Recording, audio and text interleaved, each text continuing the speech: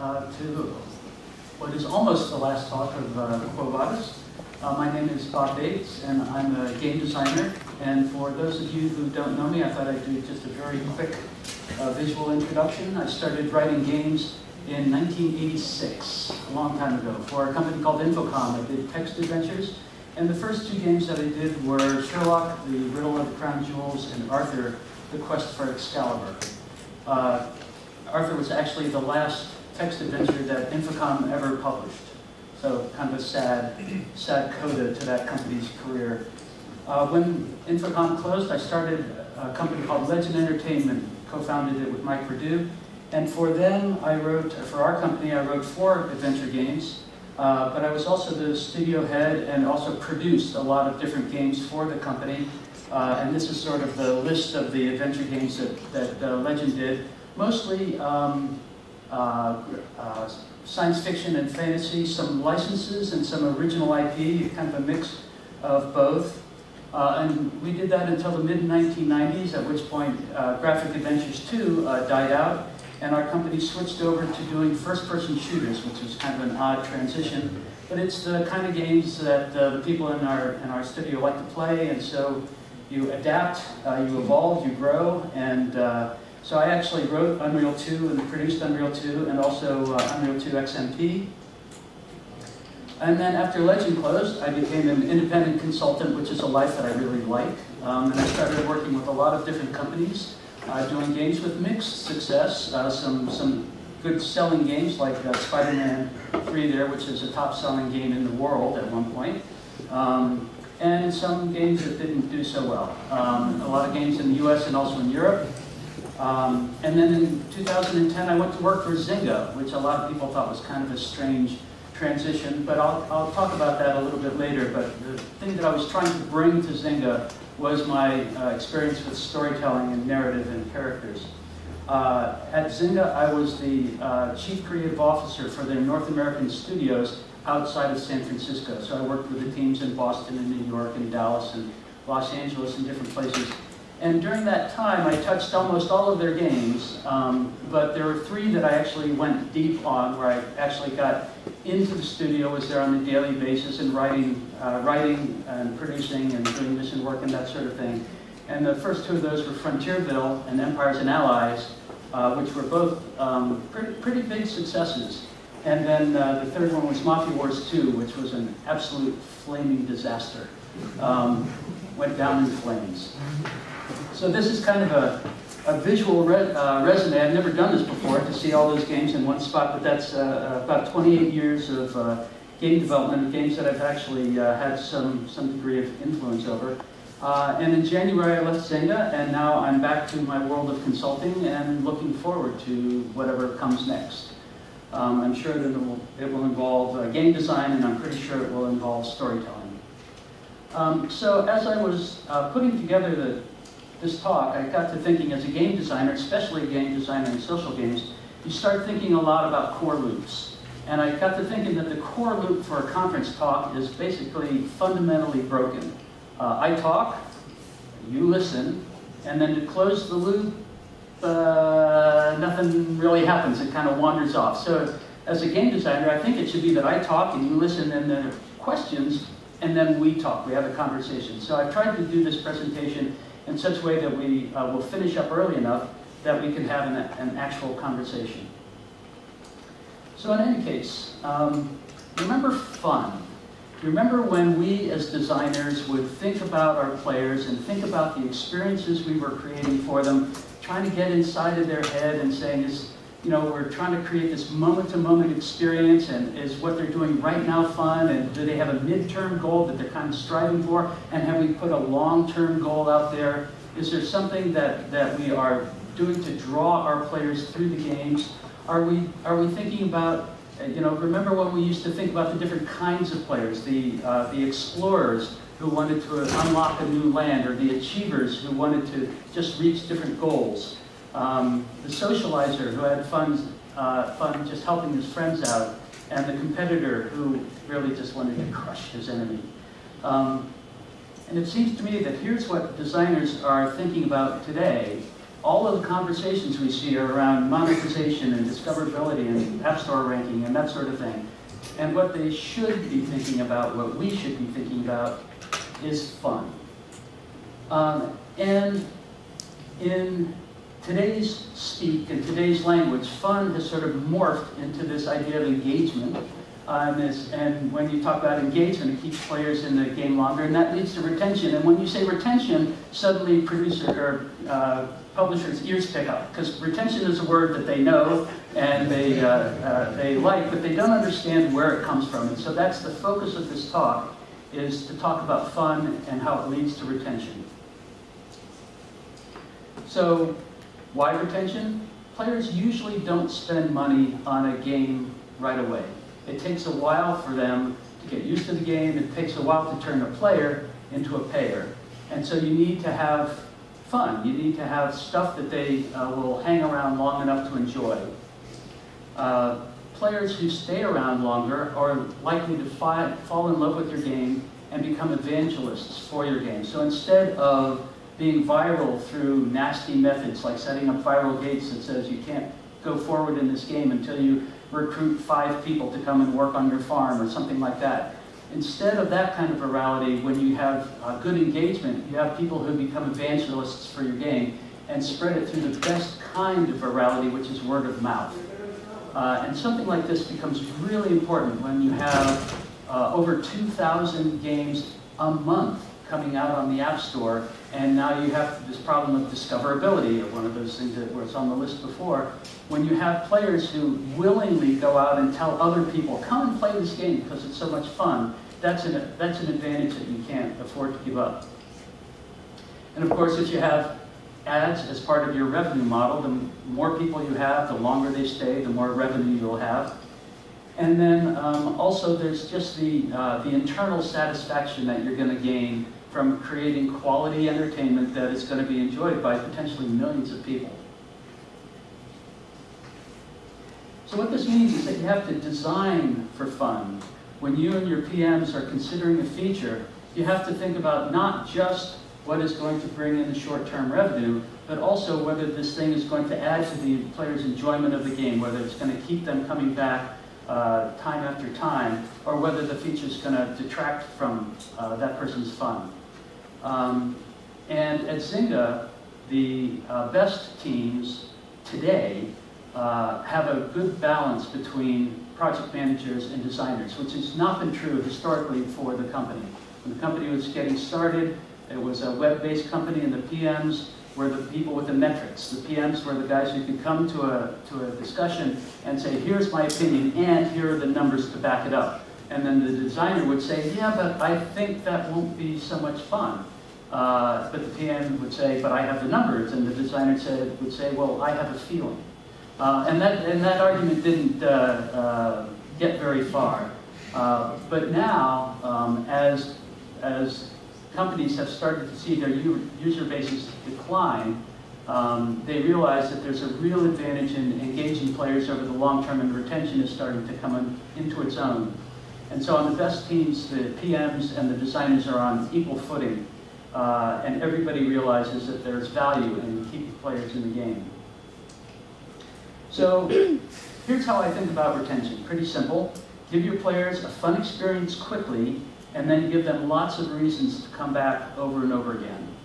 And when I say give them that experience quickly, I mean really quickly. I mean like within the first 30 seconds.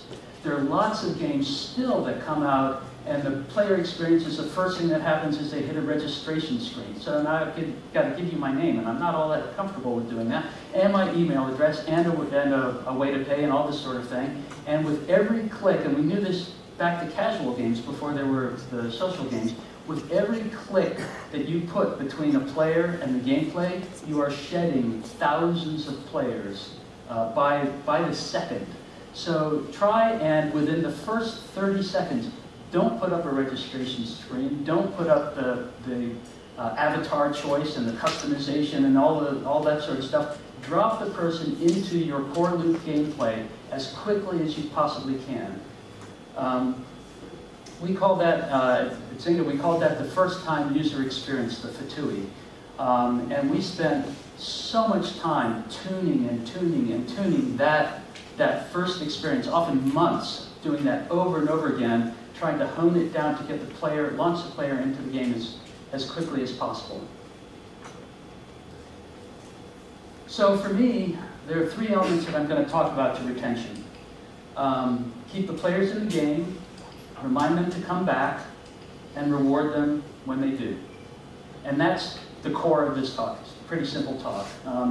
Those three things are at the heart of what I'm going to talk about. So first, let's talk about keeping players in the game longer. So keeping them looking at your game while they're playing it. First thing to talk about are the player loops. When these games first got made, the loops were very simple. And on the left you have their farm bill, plow, plant, and harvest. On the right is Heyday, which arguably should have been Farmville Mobile, but another company beat Zynga to that, much to Zynga's dismay.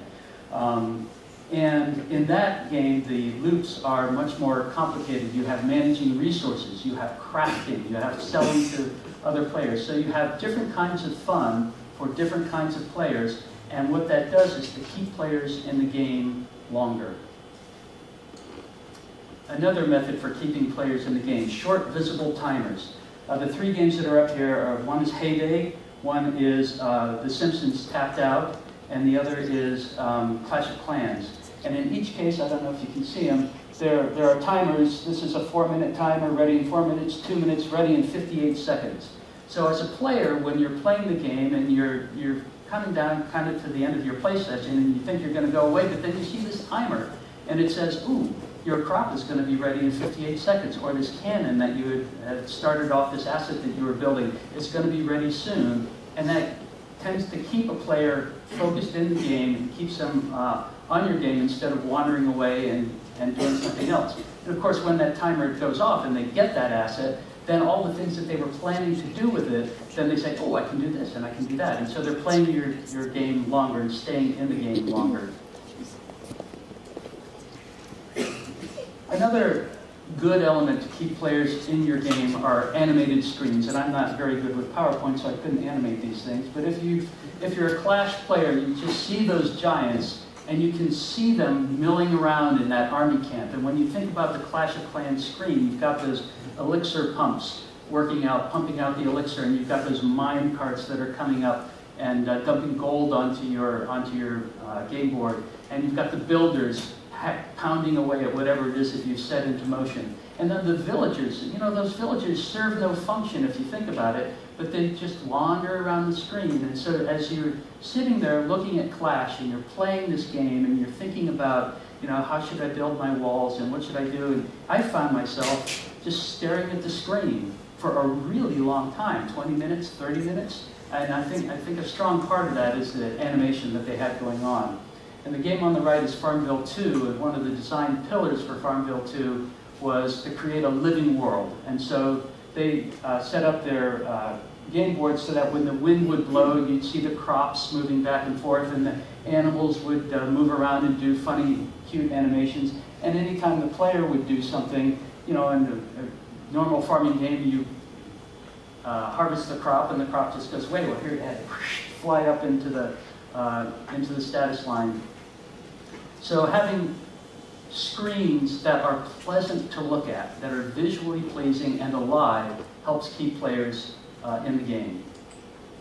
Another way to keep players focused on what you're doing, multiple goals. These screens are from Bubble Witch Saga, and it's the map screen. And on the left, you've got a player who kind of doesn't care so much about leveling up, about getting 3 stars or anything. All this player is doing is progressing through the game. They just want to go level by level. They're not competing against their friend. They're not trying to 3-star the level. They just want to get through the game. On the right, you've got in the same game a way that they've given different types of players different kinds of fun to keep them in the game. And so you've got a leaderboard here where somebody is competing against his friends, and also there's this urge for completionists who want to 3-star every level. So it's just giving players different goals is another way of keeping them inside your game and keeping them playing it longer. And you'll note that these have got nothing to do with the core loop of this game. This is something that King has done across their various products. So this is from a bubble popping game, or bubble shooting game. They have the same mechanic in Candy Crush, which is a Max 3 game. And so this is a sort of a meta mechanic to keep players around and keeping them interested.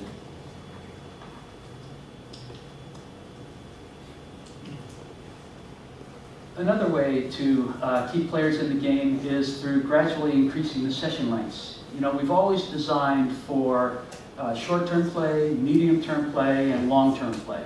And when a player comes to a game, especially a casual game, often they want to come in for a very quick, just little nibble of gameplay and just be here for 5 minutes or so.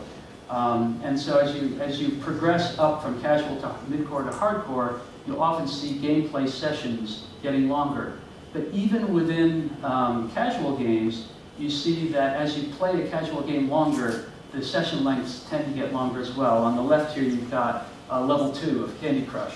And this is something that you can play in 30 seconds or a minute or so, and the combinations come very easily, and you just play, and it happens very quickly, and you move on to the next level. The level on the right is up around level 70 or so, and when you play this level, you might find that it takes you 25 or 30 minutes to play that. And so this actually works into the monetization part of how these games are put together. When you are playing one of these advanced levels, and you've spent 25 or 30 minutes on it, and you come down to the end, and you know you're not going to make it, and suddenly they dangle a power-up in front of you that says, maybe you can achieve this level if you use this power-up. That's the moment at which they can convert a player into a payer. Because strangely enough, what we have found across many different games is that the #1 thing that people will pay for, that they will monetize for, is to save themselves time. And if you take nothing else away from this talk, if you're concerned about monetization, think about the player's time. You saw this with me personally in Clash of Clans. I'm a player who refuses to spend money on a game. I haven't put my own money into a game in over 4 years, except for Clash of Clans. And why was that? It's because when I started to play Clash, I was very happily going along, building my little village and everything, but there was a group of people that I had real-world friends that I wanted to play with. And so I wanted to join their clan. Well, their clan had a requirement of level 4 archers, so I needed to have a level 4 town hall. And I looked at the amount of time, and the number of weeks that it would take me in order to get up to level 4 in Clash. And I concluded that I didn't want to waste that time. I didn't want to spend that time doing that thing. And so that's the first time I took my $20 and bought gems and upgraded my walls and did the sorts of things that you need to do. So they converted me by appealing to my sense of time. In Candy Crush, they're converting you by when you're getting to the end of this level, do you want to pay for this or go back and do it again? And this becomes, again, even more interesting when you think about how level design is done in these games. Conventional wisdom as game designers, for years and years we've seen this chart, which is basically a flow, the idea of flow.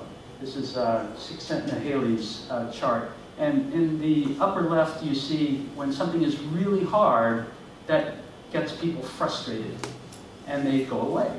And when something's really easy, back down in the lower right, if something's too easy, they also get bored and they also go away. And so the game designer's goal has always been to keep players in this flow zone, to chart this path that made things get a little bit difficult and then get easier, and then get a little more difficult as their skill level rises. And so this is sort of the conventional wisdom of how game design works. Well, this year at GDC, Florian Steinhoff from WUGA came in and gave a very interesting talk about the level of difficulty curve in Jelly Splash. And these are two of his slides. So instead of this gradual progression of difficulty, you've got easy levels, then really hard levels, what he called blocking levels, levels that might take 95%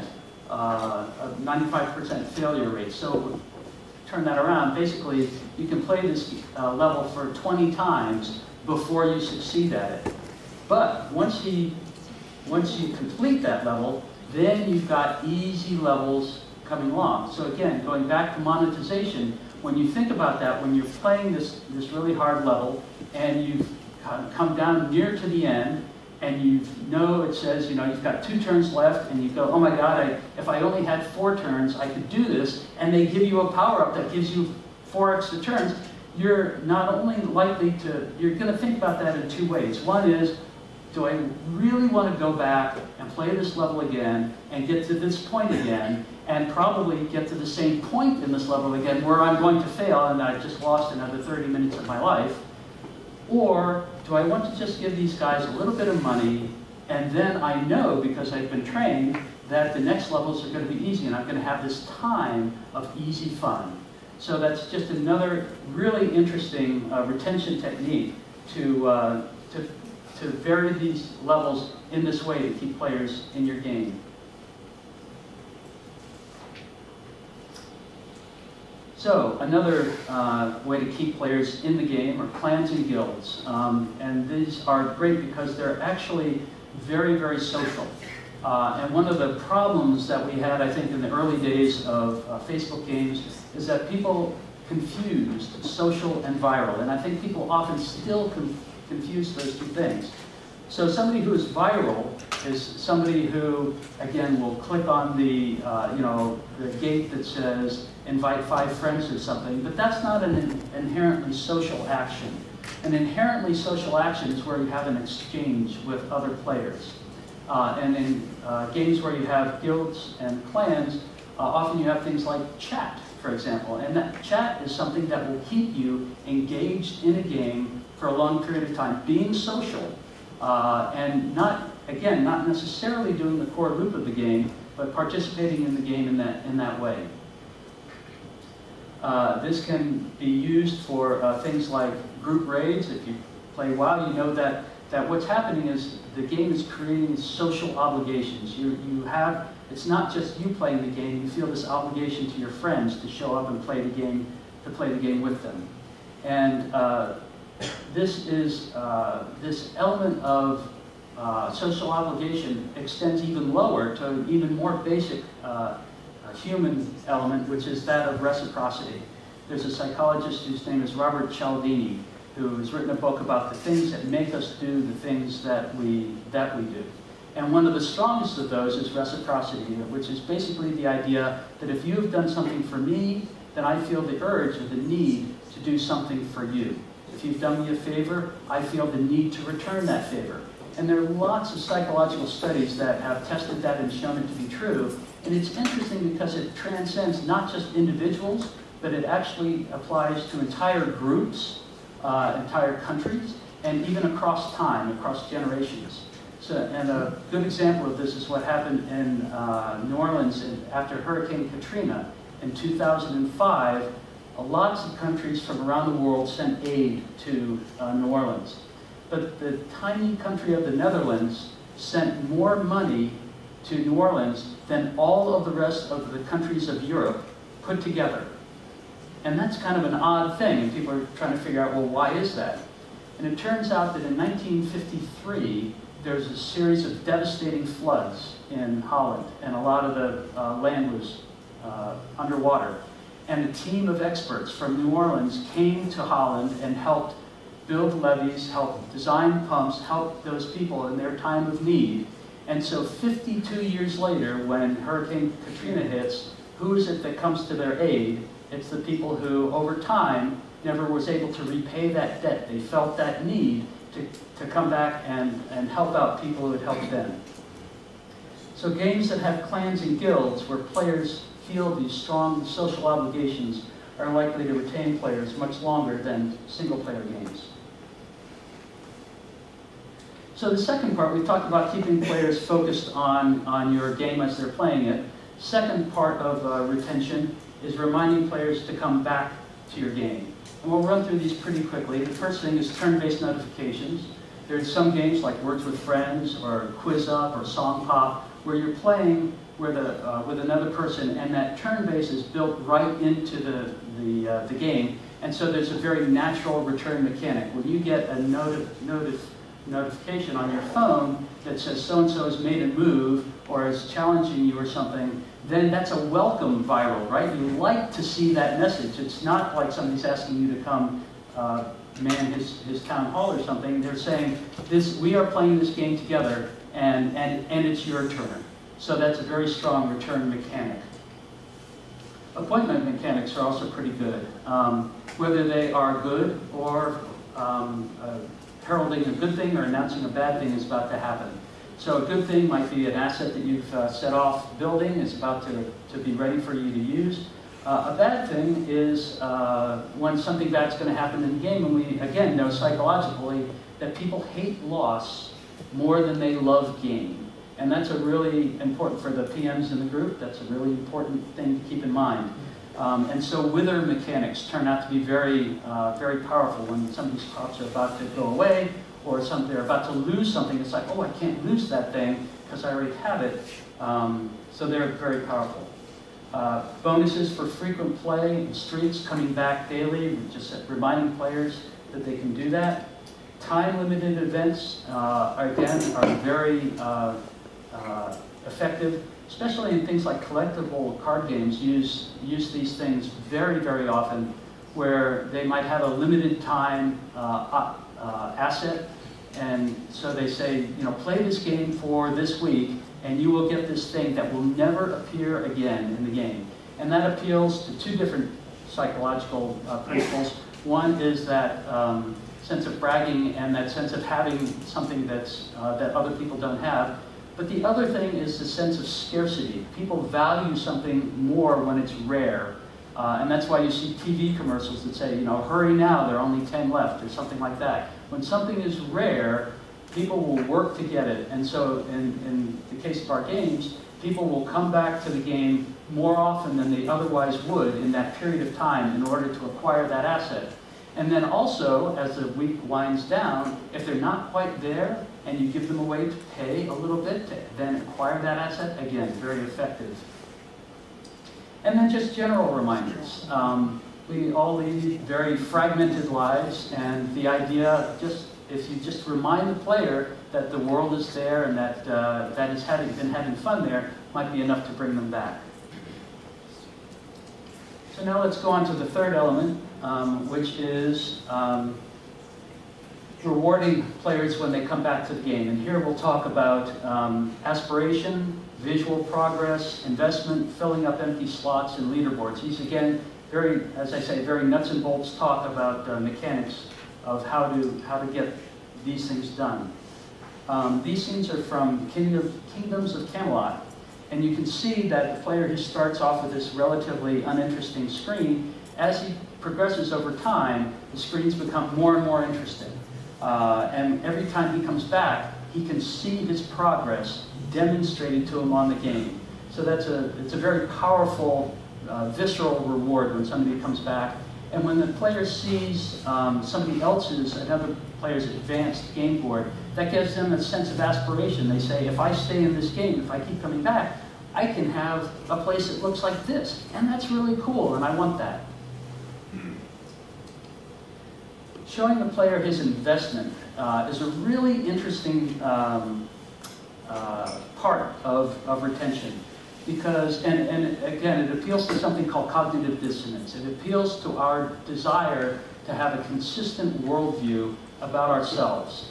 We often think that our thoughts and opinions are what drive our actions, and actually it's very often the other way around. It's what we do that actually affects how we think about what we've done. So here you've got, in Clash of Clans, this is a player who has worked really hard. This is a level 70, or level 75 player. He's got a level 9 town hall. I can tell you, he may have spent money on these various things to get this far, but he has not cheated time. The player, when you look at this, you can tell that he has carefully positioned his defensive units. He has lovingly created these walls, and they're positioned in such a way that attackers will run afoul of them in very interesting ways. You can tell he spent weeks and weeks upgrading those walls, thinking about their positioning. And so now, when the player comes to the game, and he sees this, and he goes, I really like this game. But subconsciously underneath, what the conversation is more like is, look at all the time I've spent on this game. I must really care about it. If I don't care about it, I've just done a lot of foolish things. I've just wasted a lot of my time. Well, I don't want to think of myself as an idiot. And so I am going to say, this was worth it, by golly. So in cognitive dissonance says that if you have a set of actions that you've taken and attitudes, well, you can't change often those actions in retrospect. You can't go backwards and change time. And so if you have this set of actions, then you are likely to conform your opinion to the actions that you've taken. So if you can show the player how hard they've worked to get to where they are, they're likely to say, I care about this, and they'll keep going. So that's the idea of cognitive dissonance.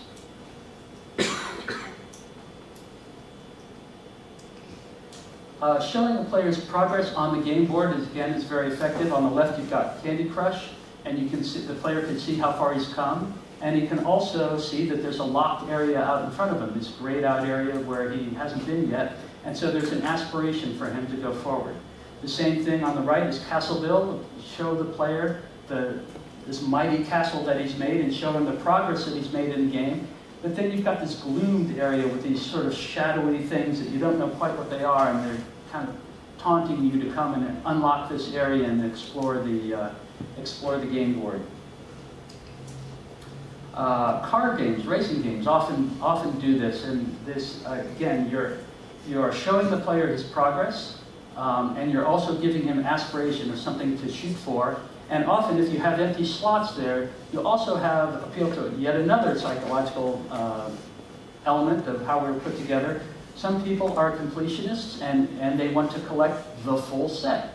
Gotta have them all. And so if you show somebody empty slots, and they say, I want that thing, then they'll stay in the game, and they'll work hard, and they'll grind, or they'll pay to stay and acquire those things.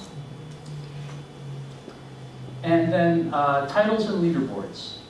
So this is a screen from QuizUp, and it's actually from their FAQ. They have hundreds of quiz categories, and within each of those categories, they have pretty whimsical titles that you can achieve as you level up. And I play this game, and I play it with in the field of classic literature. And I can tell you, when I got to level 50, and the title down here is The Teller of 1001 Tales. I love that title. I like to think of myself as a teller of 1001 tales. And so whenever a player comes to the game, they see my title, and I'm proud to display that. But they went beyond that. They did a very conventional leaderboard. But if you look at the bottom part on the left there, you see that little earth symbol, so that you can see your ranking of everyone in the world, everyone who's playing this game. But they also have rankings by country, by state or city, by locale, and also with your friends. And so this concept of achieving local fame is another very important thing that we're wired as humans.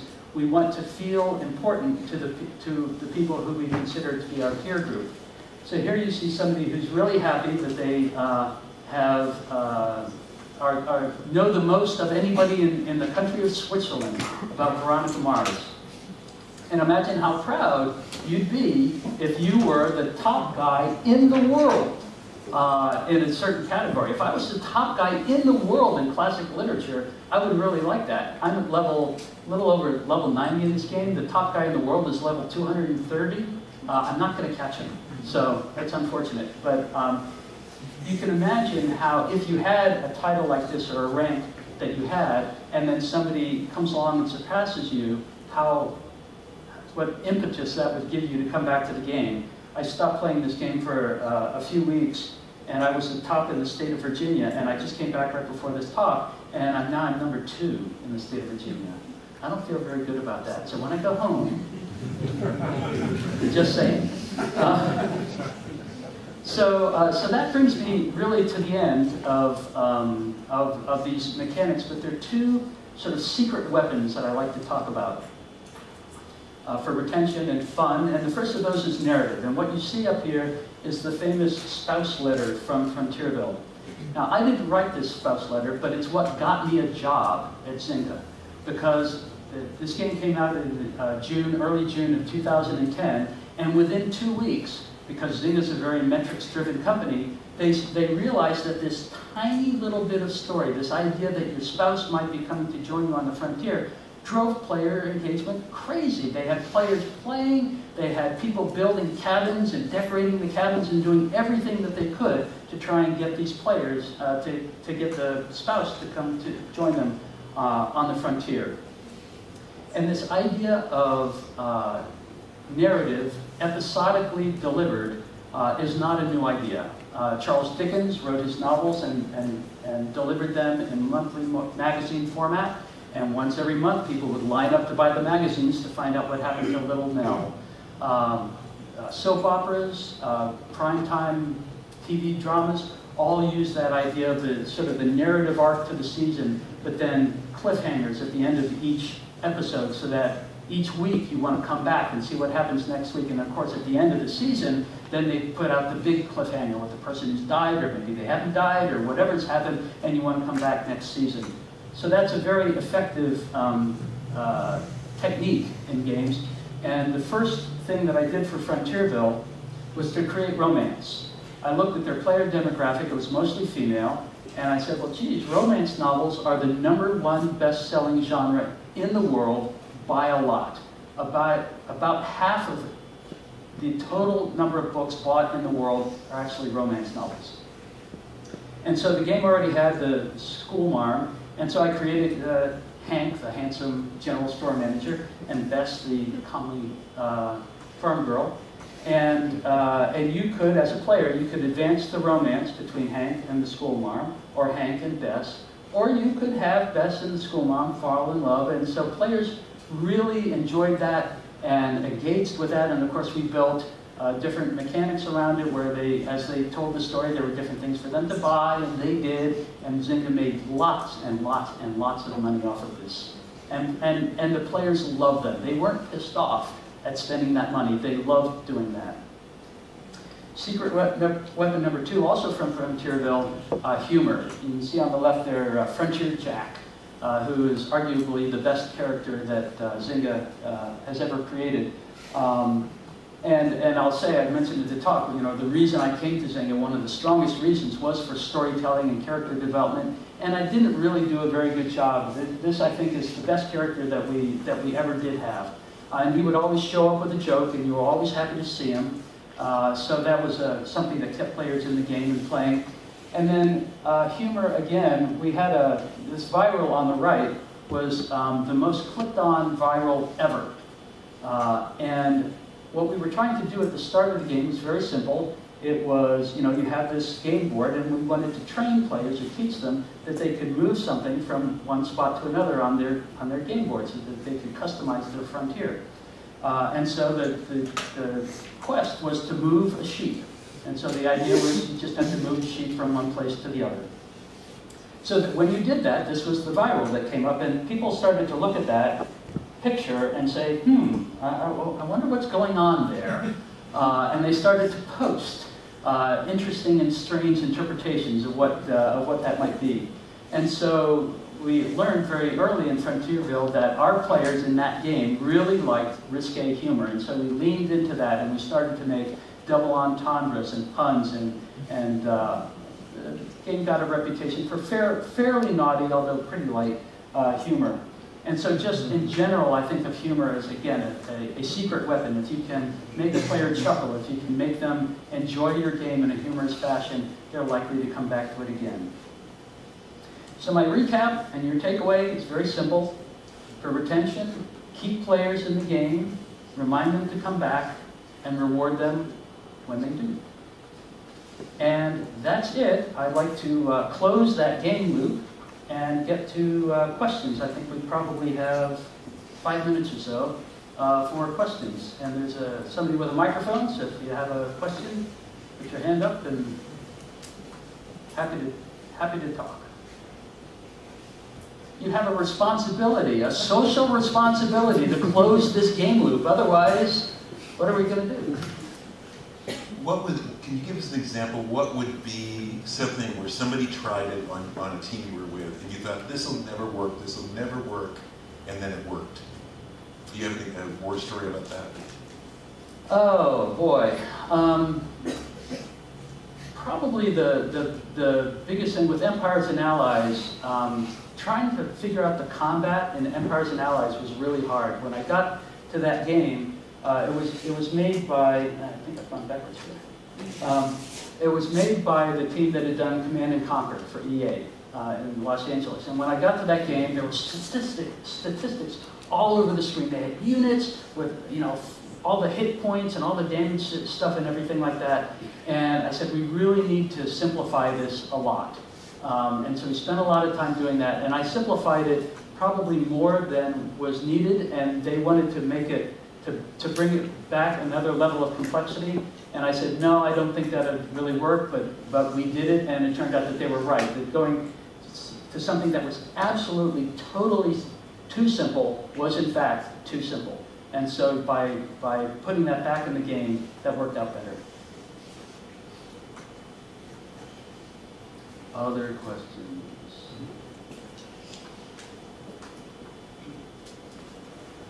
Just right at the beginning, you were talking about always, that's actually a good slide, as you say, always remember fun. But in the beginning, you were focusing on that you have like this bars that you go up, that you have the possibility to reduce the time players use, and that it was pretty much focused on retention, because normally when I have something like that in the game, I don't feel like I'm having fun looking at the bars going up. So it's just, it blocks me in a way. And I mean, for me that always feels like, also when I'm designing it, as it's just about, this is, I have to block the player in some way so he can have fun when he's putting something in, but I do not really see the connection about the bars that go up, or the time ticking, for being something that can be engageable without money. Okay, so it sounds like there are two things that you're talking about there. One is, when I first started working on social games, the game that I sort of went to school on was the first Mafia Wars game. And I played that to about level 2000. I mean, I played that an insane amount. And what I was trying to do was learn about why people were doing what they